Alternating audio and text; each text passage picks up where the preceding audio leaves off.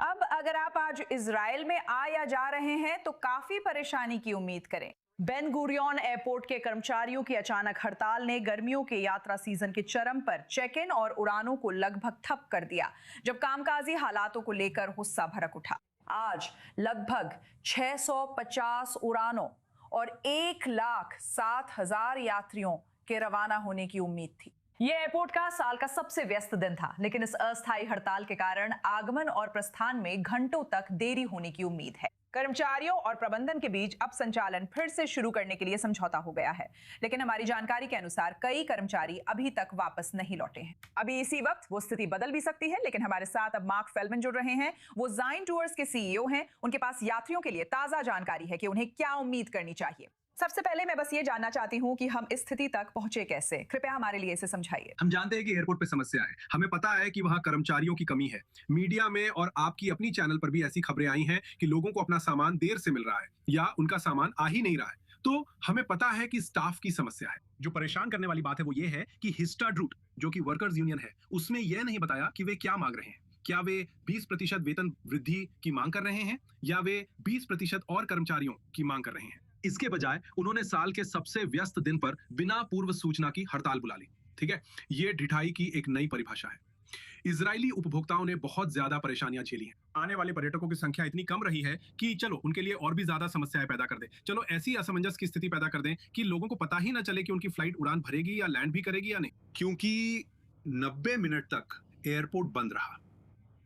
अब हाँ, संचालन फिर से शुरू हो गया है और फिलहाल यूनियन कह रही है कि सब कुछ ठीक है, लेकिन हमें संदेह करना चाहिए क्योंकि हमें नहीं पता कि वे क्या मांग रहे थे। ये साफ है कि इजराइल हवाई अड्डा प्राधिकरण को अपने स्टाफिंग की समस्याओं का खुद कोई अंदाजा नहीं है और वे यूनियन के साथ बातचीत करके और कर्मचारी लाने की बात भी नहीं कर रहे हैं। ये साल का सबसे व्यस्त दिन हो सकता है, लेकिन हम अभी भी अगस्त के अंत में हैं।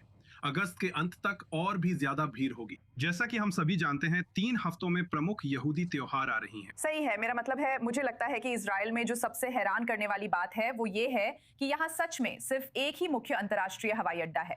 बिल्कुल, अब हाइफा से भी एक हवाई अड्डा काम कर रहा है, लेकिन वहां से बहुत कम उड़ानें होती हैं। दक्षिण में रमोन एयरपोर्ट है, लेकिन ज्यादातर यातायात बेन गुरियन से ही जाता है। तो जब आप ऐसा कुछ देखते हैं, जैसे कि एक संदेश जिसमें कहा गया हो कि हवाई अड्डा काम नहीं कर रहा है, तो ये पूरे देश के लोगों के लिए वाकई डरावना होता है। आप जानती हैं, मेरा आपसे सवाल ये होगा, आपको क्या लगता है इस तरह की बाधा आखिरकार कितने समय तक चल सकती है?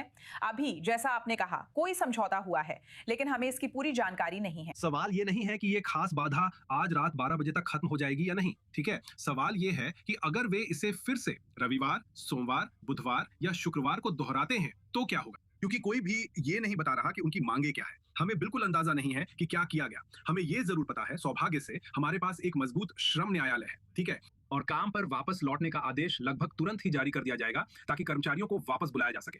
लेकिन फिर भी आपको सामूहिक बीमार छुट्टी देखने को मिलेगी, जिसमें कर्मचारी बीमार होने का बहाना बनाकर काम पर नहीं आएंगे। आप देखेंगे कि वे पार्किंग लॉट को लॉक कर देंगे ताकि जो लोग अपनी गाड़ियां पार्क करते हैं वे बाहर न निकल सके।